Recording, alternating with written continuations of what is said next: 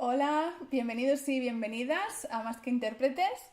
Hoy tenemos por fin a nuestro primer invitado para reflexionar sobre la interpretación a partir del CD que acaba de publicar con las 7 últimas palabras de Cristo en la cruz de Joseph Haydn, que ya está disponible en Spotify y en Apple Music, y que también podéis adquirir en su página web, rogerilla.com.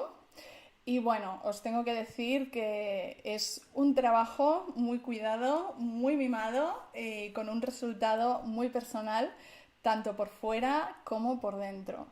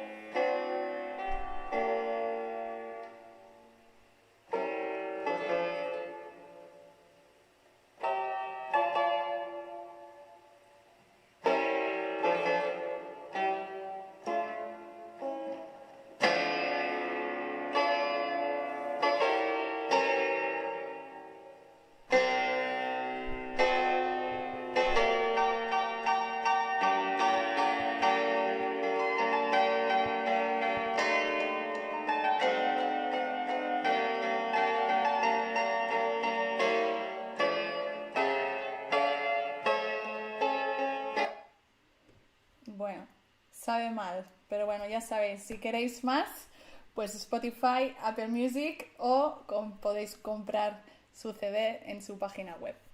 Bien, pues os voy a presentar a Roger Illa. Él es licenciado en piano y en fortepiano en la Escuela Superior de Música de Cataluña y es uno de los pocos músicos del país con una amplia formación académica en praxis histórica e interpretación, con instrumentos de teclado históricos, el clavicordio, el clavicémbalo y el fortepiano. Lo avalan también el máster en interpretación de música antigua que cursó en la Universidad Autónoma de Barcelona. Su pasión por el piano y los instrumentos de teclado históricos se refleja en las facetas concertística y pedagógica, y así como en su actividad de comunicador. Esto le ha llevado a realizar conciertos en Cataluña, Europa y los Estados Unidos, en contextos como el Festival de Música Antigua de Barcelona o el Festival de Musique Ancienne de Besançon, y a impartir talleres y conferencias sobre instrumentos de teclado históricos, interpretación, praxis interpretativa, manuscritos y facsímiles en el Conservatorio Superior de Música del Liceu y en la Universidad Autónoma de Barcelona. Actualmente combina estas dos facetas con piano moderno e instrumentos de teclado históricos, apostando en sus conciertos por nuevos modelos basados en la innovación, la creatividad, el rigor y la excelencia, con el fin de crear una nueva experiencia para el público.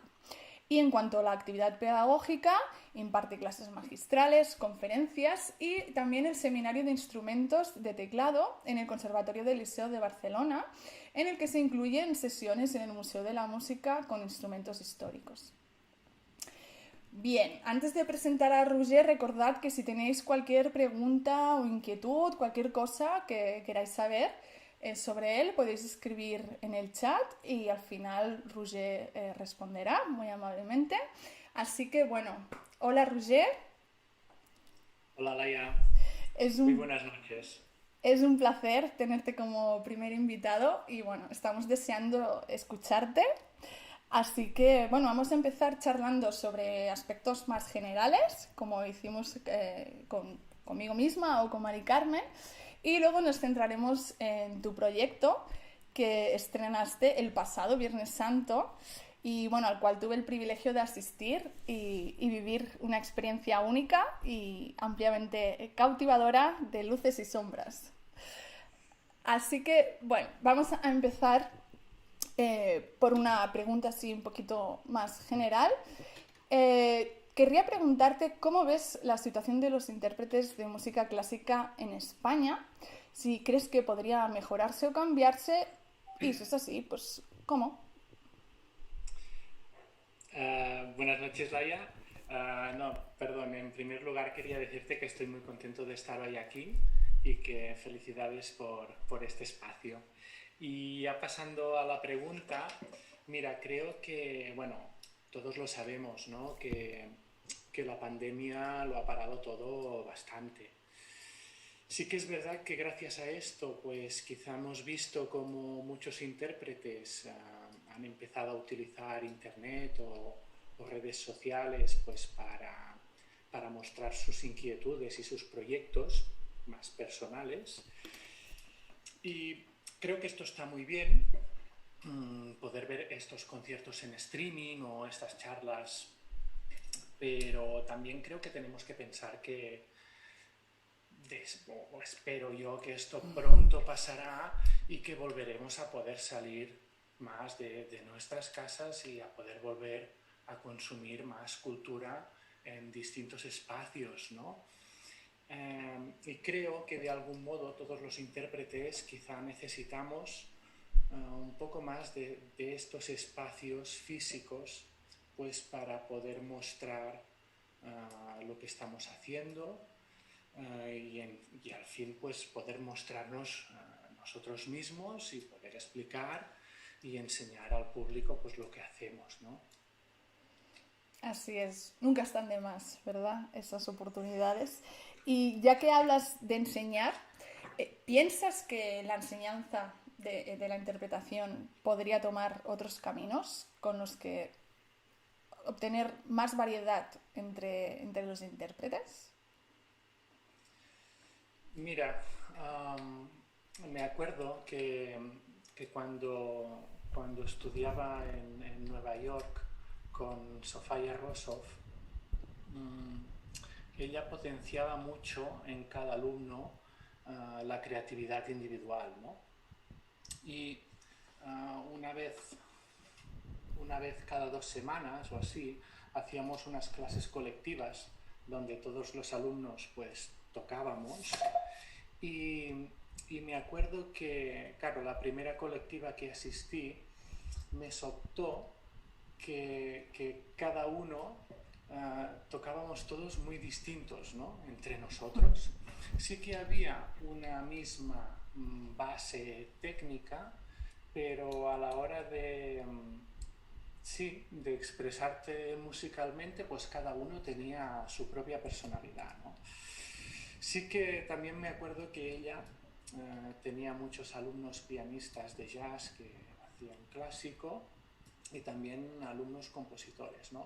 Y recuerdo que a mí me decía, toca jazz, haz improvisación, tienes que componer, que escribir obras, ¿no? Y al fin y al cabo creo que es una manera de conocer más el propio lenguaje del instrumento y creo que esto te permite interpretar de un modo distinto, porque sí, puedes interpretar pues una obra de Mozart o Beethoven o lo que quieras, pero si tienes más un control del propio lenguaje, creo que es más fácil, ¿no? Potenciar lo que tú me decías. Sí, Y abrir, la respuesta es sí. claro, sí, abrir la mente, ¿no? Y obtener conocimiento para abrir el abanico, ¿no? Poquito. Es grande. Que es muy grande, exacto. Cuando se abre se ve, ¿no? Sus dimensiones. Bien, entonces imagino que esta también va a ser sí. ¿Qué tabú relacionados con los intérpretes o con la interpretación piensas que entonces deberían romperse? Um, claro, yo como pianista recuerdo que desde siempre a mí, por ejemplo, me costaba mucho. Yo me considero pues una persona que, bueno, que necesito mi tiempo para adentrarme dentro de las obras y necesito buscarle significado a todo lo que hago, ¿no? Y a veces sí que es verdad, desde el punto de vista pianístico, ¿no? Que aún existe, por ejemplo, ¿no? Esta idea del pianista perfecto, que tiene que saber tocar todo el repertorio y de una única manera, ¿no? Y claro, lo que yo he ido descubriendo también gracias a los instrumentos históricos es que no hay una manera y no debe ser algo mecánico o de espectáculo de circo, ¿no? Entonces te diría como primer tabú, y bueno, y la lista creo que es muy larga, pero sobre todo poder, poder aportar algo, ¿no? Poder poner tu sello en aquella obra que interpretes o aquella creación que tú hagas, ¿no? Claro, y esto está también relacionado en tu relación con la partitura y con el compositor, ¿no? Claro, ¿Cómo es tu aquí, relación con ellos? aquí sí, yo creo que la partitura se debe abordar con respeto y la ventaja pues de conocer y de investigar acerca de la praxis histórica te permite un acercamiento, ¿no? Pero también es verdad, por otro lado, que al fin y al cabo la partitura es un papel, ¿no? Con una notación. Allí no hay música en un papel, ¿no? Tienes tú que transformarlo, ¿no? Y ahora, volviendo a Sofía Rosov, ¿no? Me acuerdo que en una clase me decía, me es igual, ¿no? Lo que diga la partitura, tú tienes que decirme algo y tienes que emocionarme, ¿no? Y creo que también es muy interesante, ¿no? Este trabajo de los intérpretes, de cuando coges una partitura, cuestionártelo todo, desmontarla, ¿sabes? Hacerla pedacitos y después tienes que reconstruirla. Por lo tanto, bueno, sí y no, ¿no? No, sí, sí. O sea, es una relación, ¿no? Y es tu relación. Puede Yo ser.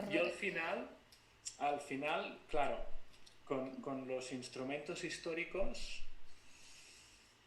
es verdad que con muchas obras hay unos cánones, ¿no? Y con Mozart se debe hacer así, con Haydn así, con Beethoven así.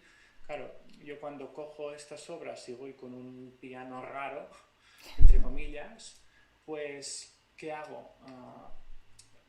Busco qué parte de la música quiero transmitir, pero también qué puedo hacer con el instrumento en el que estoy, Sí, eso que ¿no? quería preguntarte, ¿no? Eso me lleva a preguntarte cuáles son tus retos con el público. Yo podría responder, a, creo, o sea, que no iría mal encaminada porque tuve la suerte de experimentarlo, así que yo he recibido algo de eso que tú quieres dar, pero cuéntanos. Pero dilo.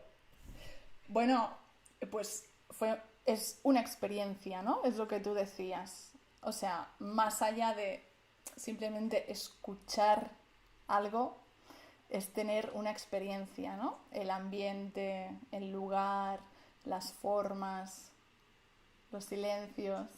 No, no Sí, quiero creo que hacer es... spoiler. Vale, vale.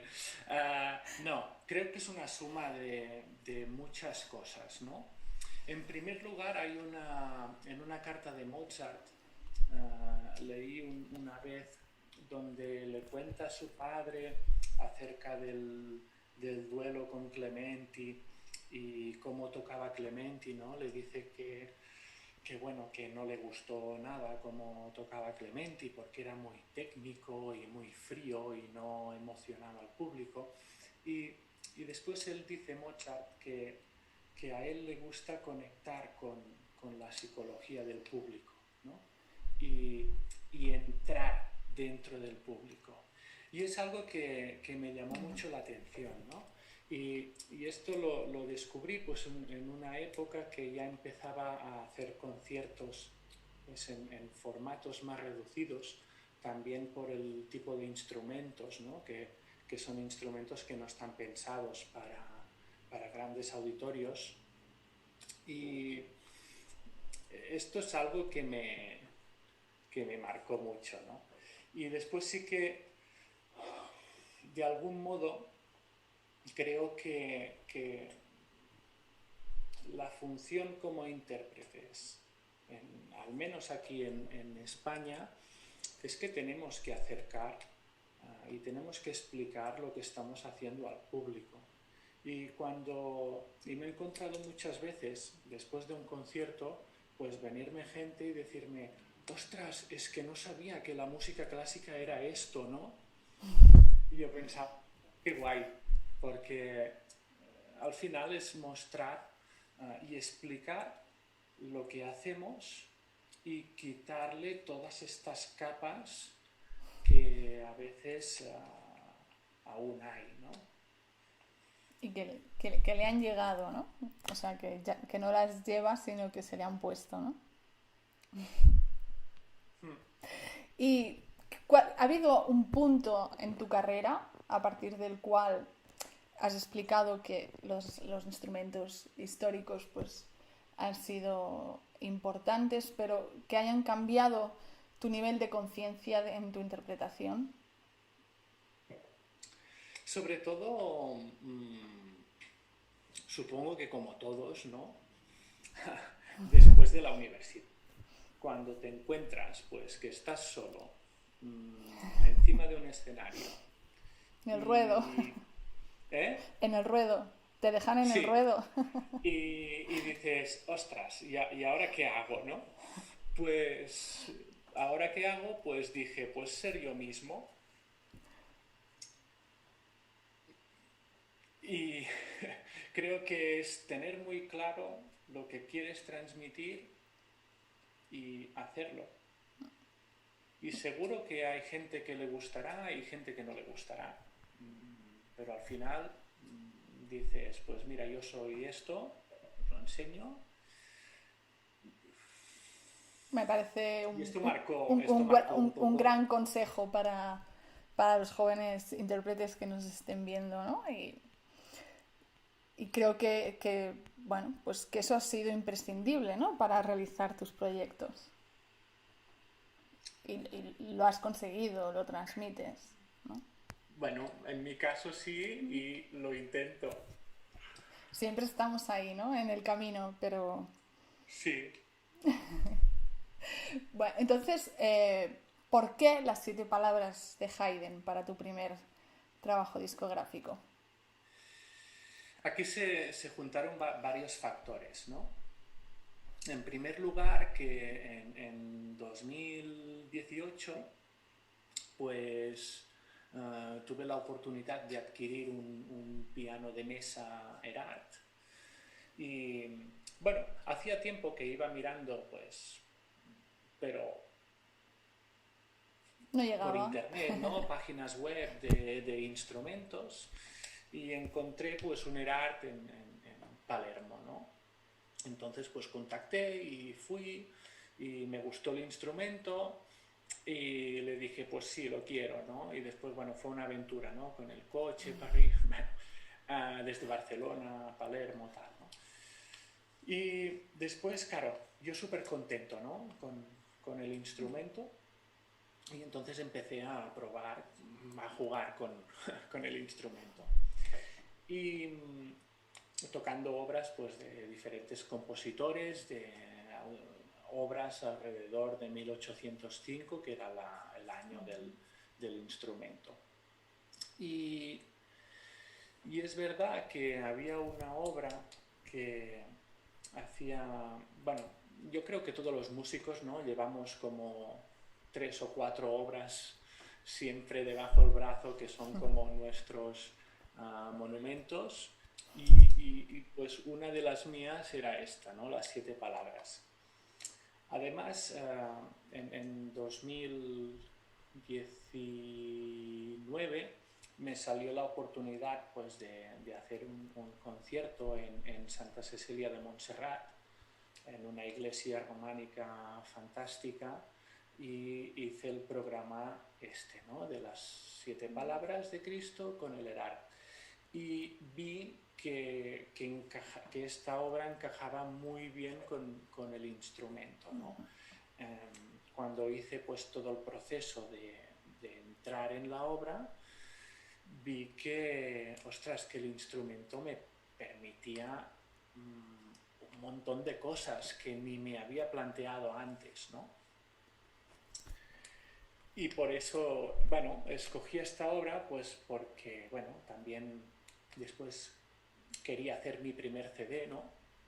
Y pensé, pues quiero hacer algo importante para mí, ¿no? Y escogí esto. Muy bonito. Gracias. Y esto te ha llevado, como he dicho antes, que todo estaba muy cuidado, muy mimado. También te ha llevado a cuidar la estrena de este CD, que sé que es muy significativa, así que me gustaría que nos explicaras un poquito cómo está siendo. Sí, bueno, a ver, en cuanto al CD, tengo la suerte pues que un amigo pintor ha hecho la carátula, la portada. La hemos visto Además, antes. ¿Tú no sí, la has visto? vale. No, muy cuidado, muy mimado, sí, porque quería que fuera algo bonito, ¿no? Que cuando tú tuvieras el CD en las manos, pues que fuera algo Especial. diferente, o sea, que no fuera un CD más, sino que como una pequeña obra de arte, ¿no? En las manos. Y, y después, mira, la idea, yo esto lo grabé en 2019, en julio, y la idea era sacarlo en 2020, Semana Santa de 2020, pero con todo lo del, bueno, pues los confinamientos y todo, dije, pues mira, esperamos, ¿no? Y bueno, creo que, claro, esta obra que está escrita para el Viernes Santo, para la Santa Cueva de Cádiz, pues pensé, esto tengo que presentarlo un Viernes Santo, que es el día, ¿no? Entonces, bueno, tuve la suerte que en Castellnou de Bages hay una iglesia románica fantástica, presenté la propuesta, les gustó mucho y salió, ¿no? Además, creo que fue bonito porque pudimos poner el piano en medio, con las sillas alrededor, también cuidar un poco la iluminación, pusimos 7 velas en el altar que se iban encendiendo después de cada sonata. No sé, yo quería algo Pero bueno, este para la ocasión. no es el único concierto que vas a dar más conciertos, ¿verdad? Mira, en total son 7 conciertos. Eso también está Eh, pensado y calculado. sí, mira, los conciertos son todos... yo vivo en Manresa, cerca de Barcelona, y los conciertos son todos aquí alrededor de las comarcas de Cataluña Central. También, tal y como está todo, decidí, mira, pues intento buscar conciertos más por la zona y también por el instrumento, porque tampoco quería moverlo mucho, que es un poco delicado. Y, y bueno, me ayudaron a buscar estos conciertos desde Calgras y Testimony Scenic. Y fue gracioso porque no los busqué 7, Ah, salieron 7. Y también el disco, habéis visto que la portada es el número 7. Inicialmente yo quería poner pues el título, ¿no?, de la obra en la portada, pero claro, con el diseño que teníamos y todo pensé, no, es demasiado largo, número 7, ¿no?, que es también algo muy, muy simbólico. Y entonces pensé, mira, pues qué guay cuadra, ¿no? sí, la verdad, yo no te lo había preguntado, pero cuando vi que eran 7, pues yo pensé que estaba calculado. Bueno, Sí, bueno, después salió un octavo y no, dije, no, no, no, no. dije que no. Más adelante, sí, eso. Bueno, nos has contado cómo adquiriste tu preciado Erart, pero no nos has explicado cómo empezó tu interés por el fortepiano y motivado por qué, porque yo te conocí como pianista y te volví a encontrar cambiado.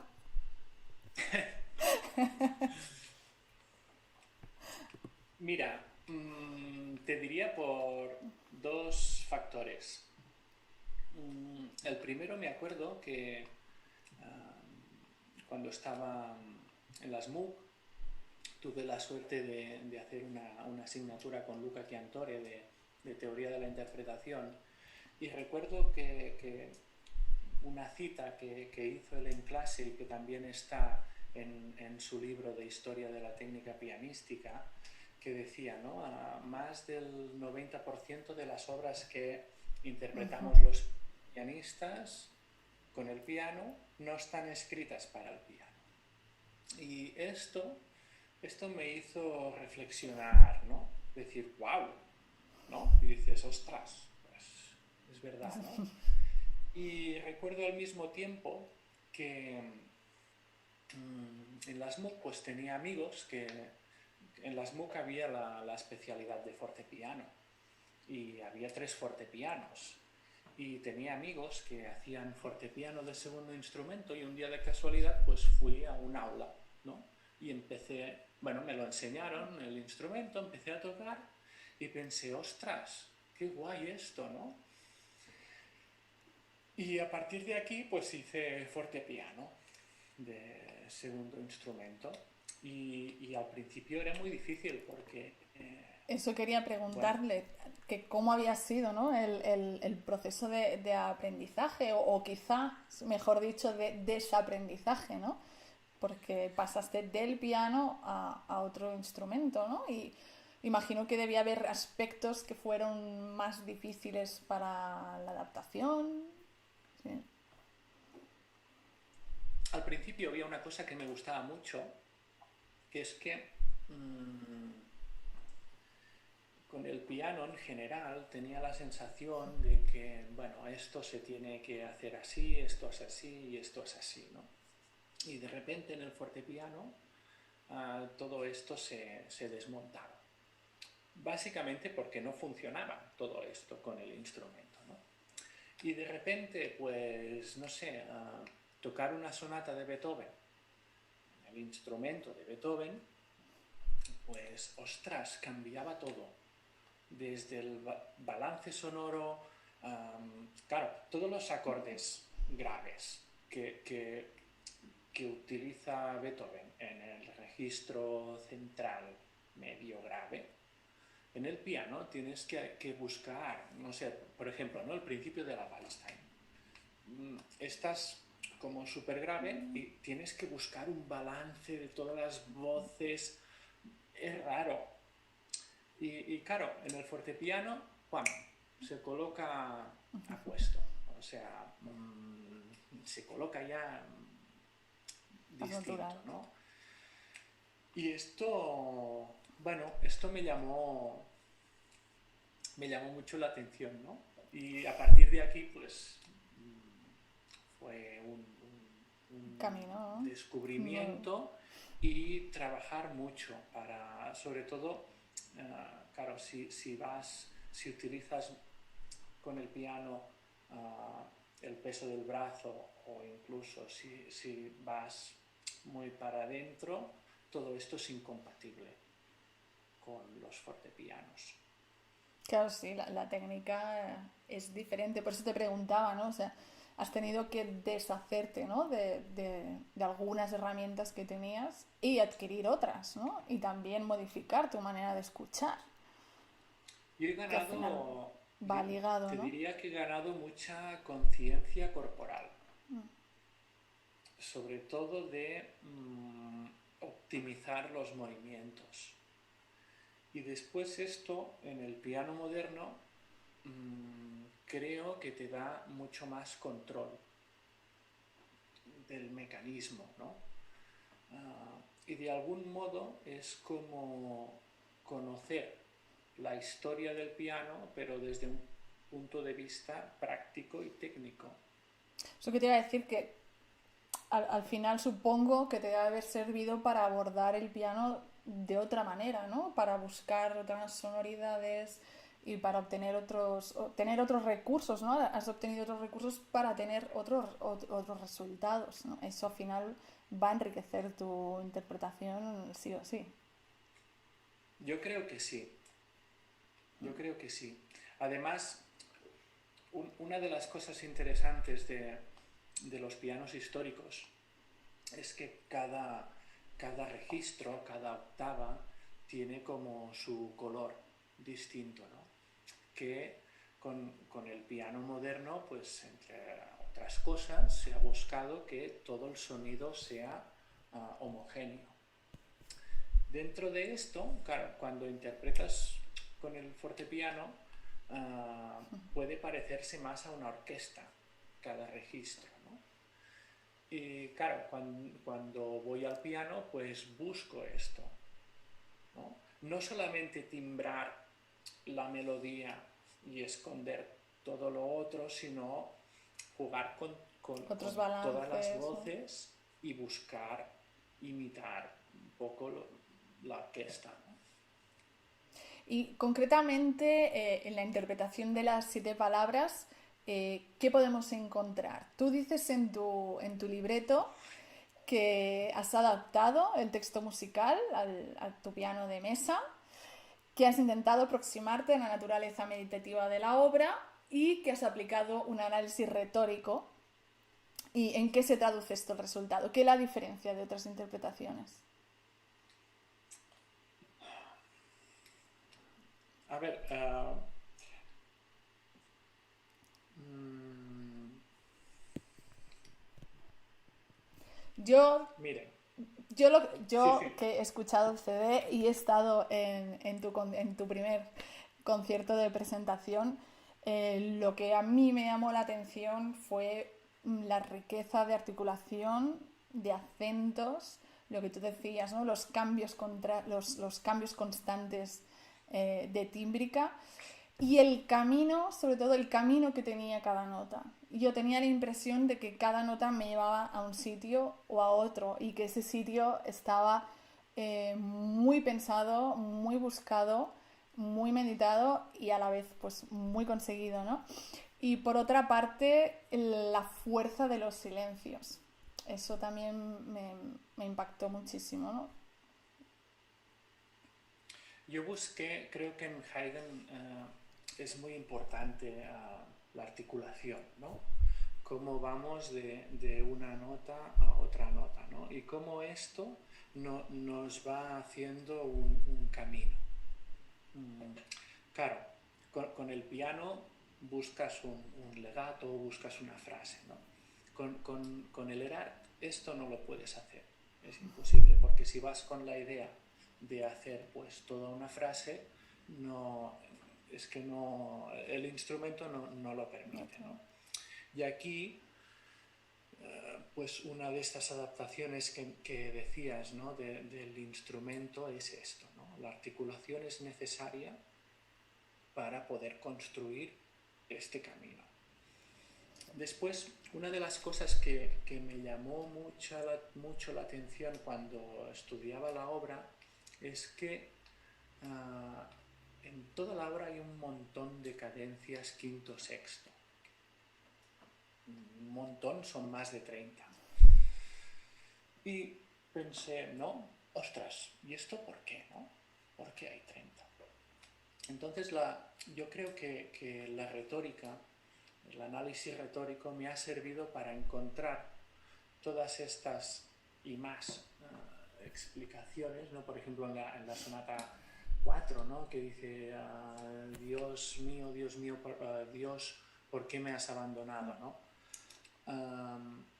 En la melodía hay como unos silencios que es la suspiratio, ¿no? Entonces, claro, ¿no? Cuando dices, oh Dios mío, ¿por qué me has abandonado? ¿No? Hay como esta emoción, ¿no? Y aquí también viene la importancia del texto teológico y del carácter introspectivo y meditativo que Haydn también define en escritos, ¿no?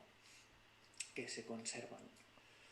Y he intentado, por esto, por ejemplo, en el CD tuve la colaboración de Javier Melloni, que es un jesuita y teólogo, y también de Rubén López Cano, con 2 textos, ¿no? La música como acceso a lo sagrado y otro texto de retórica.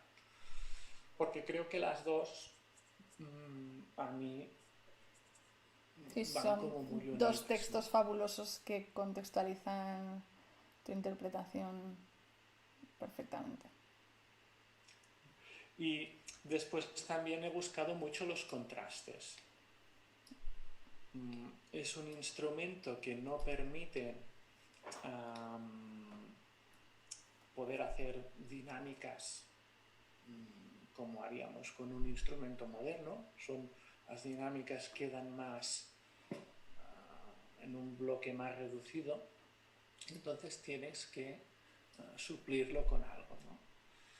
Los silencios es un efecto dramático que te permite, pues, en algunos momentos crear esta tensión y después puedes romperla, ¿no? Y también un elemento muy importante es el uso del pedal de resonancia. Por ejemplo, en el terremoto final, claro, en el terremoto, por ejemplo, escuchando muchas grabaciones, siempre pensaba, ostras, es que no me da sensación esto de un terremoto, ¿no? Entonces descubrí con el instrumento que llevando el tempo, de hecho como indica en la partitura, ¿no? Presto e con tutta la forza, llevando el tempo más rápido, hay momentos que puedes hacer hemiolias y inflexiones y romper un poco el compás de 3 y jugar con la resonancia. Puedes, por ejemplo, toda la primera sección del terremoto prácticamente puede ir con el pedal abajo.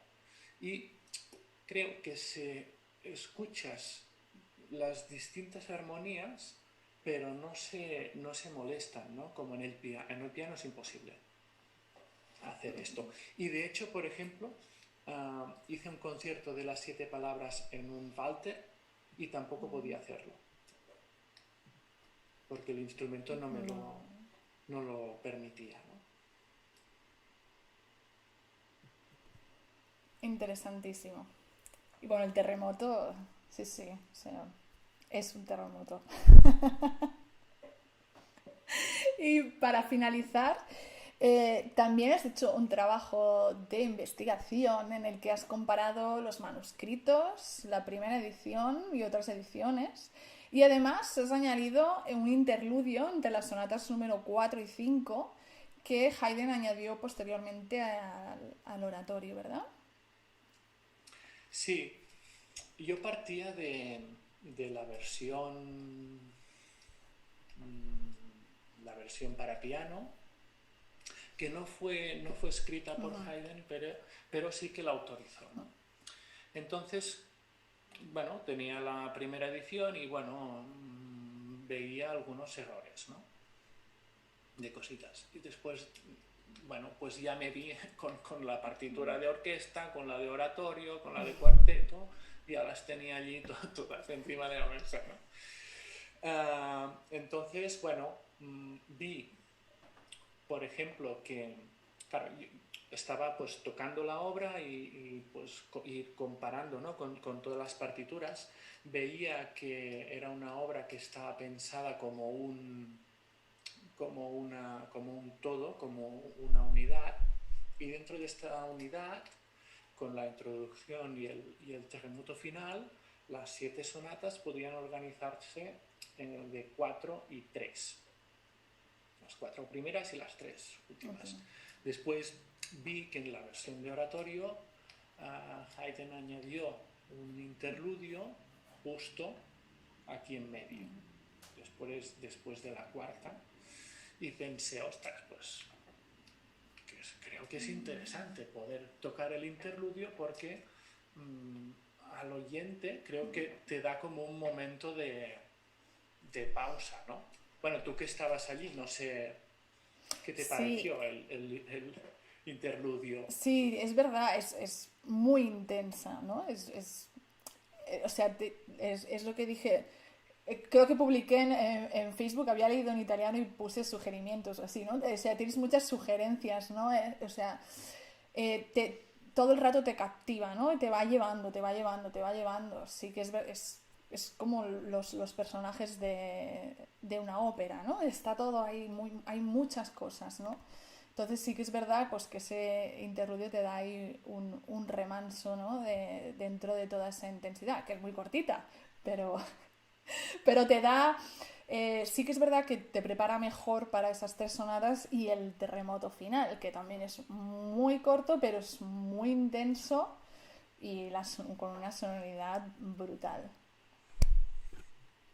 De hecho, uh, leyendo las frases, ¿no?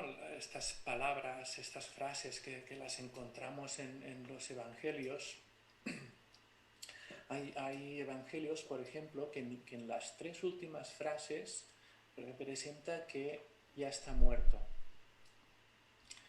Y claro, como yo veía que había pues esta inflexión, aquí había algo, por eso decidí pues también añadir, ¿no? el interludio. Pues bueno, vamos a escuchar ese terremoto, ¿no? Del que tanto hemos hablado, un fragmentito. Muy bien.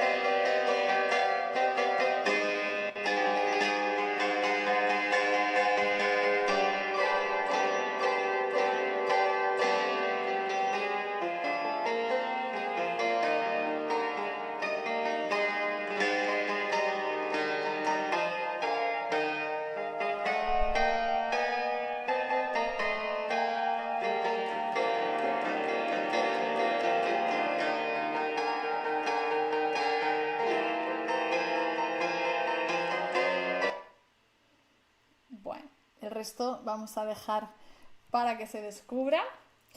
Pues bien, Roger, muchísimas gracias por haber estado hoy en Más que Intérpretes. Ha sido interesantísimo escucharte, conocer tu proyecto. Y bueno, pues si quieres despedirte, yo me despido después. Si quieres añadir Pues, alguna cosa.